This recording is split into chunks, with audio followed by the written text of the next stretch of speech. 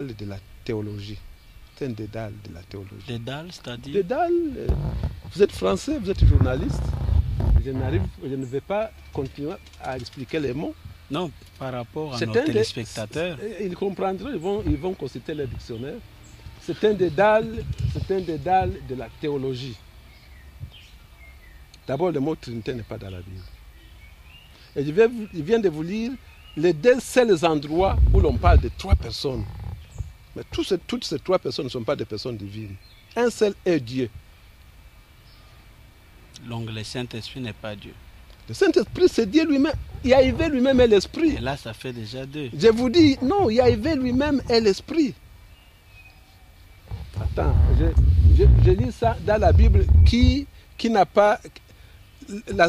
L'une des rares Bibles qui a gardé le nom de Yahvé du début à la fin. Les témoins de Jéhovah. Appelez ça comme vous voulez. Vous avez la même foi avec eux? Attendez, je vais répondre. Je ne peux pas répondre à des questions à la fois. Oui. Voilà, je lis dans 2 Corinthiens, je crois. Prenons à partir du 15e verset. Qui disent qu'à ce jour, chaque fois qu'on lit Moïse, un voile se trouve sur leur cœur.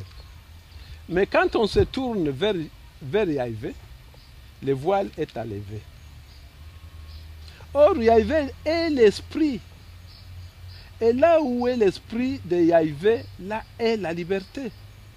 Et nous tous, alors que le visage dévoilé, nous reflétons comme des miroirs la gloire de Yahvé, nous sommes transformés à la même image, de gloire en gloire, exactement comme cela est accompli par Jéhovah, par Yahvé l'Esprit.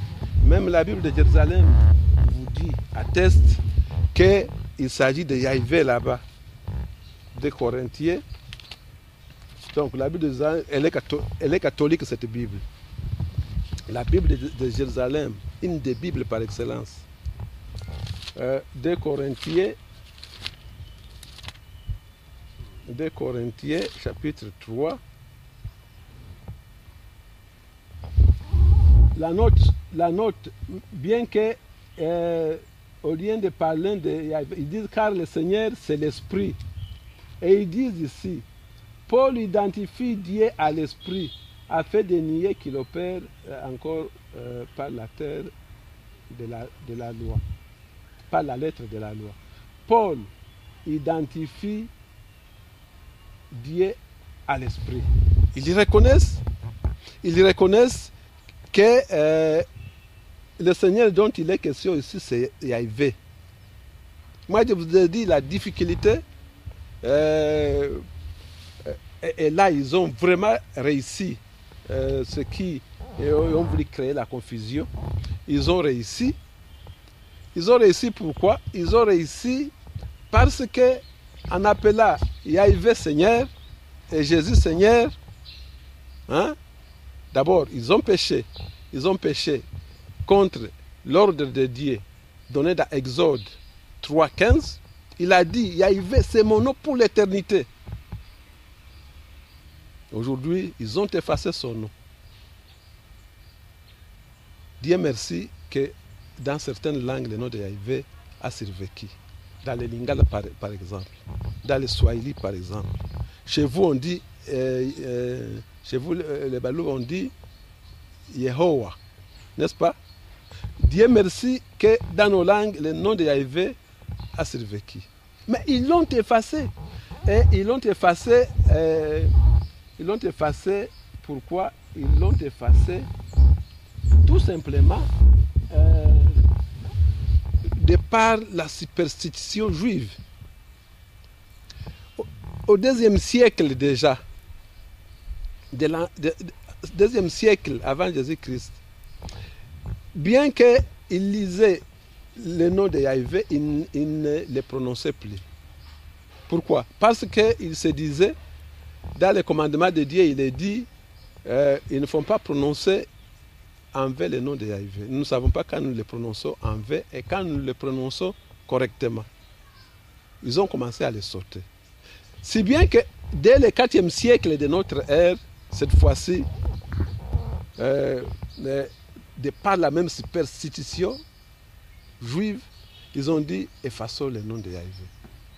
Hein? Et Koyel Bisso Makambo. Et on a commencé, d'abord, il y en a qui ont choisi de les remplacer par Éternel. Il y a des Bibles où Yahvé est remplacé par Éternel. Il y a d'autres où Yahvé est remplacé par Seigneur. Et là, ça crée un problème sérieux parce que, voilà l'exemple que je venais de vous donner. Hein? Yahvé est l'esprit. C'est Yahvé qui est l'esprit. Il est écrit comme ça dans Romains 8. L'esprit de celui qui a ressuscité Jésus. Vous me comprenez? C'est l'esprit de Yahvé. Qu'est-ce que l'esprit? L'esprit, c'est quoi? Dieu a donné de son esprit aux hommes. Dieu n'a pas donné son esprit aux hommes. Il a donné de son esprit. Pierre le dit dans son discours, dans Acte 2. Il dit, voilà, tout ce qui avait été promis par le prophète Joël, maintenant est arrivé, est accompli.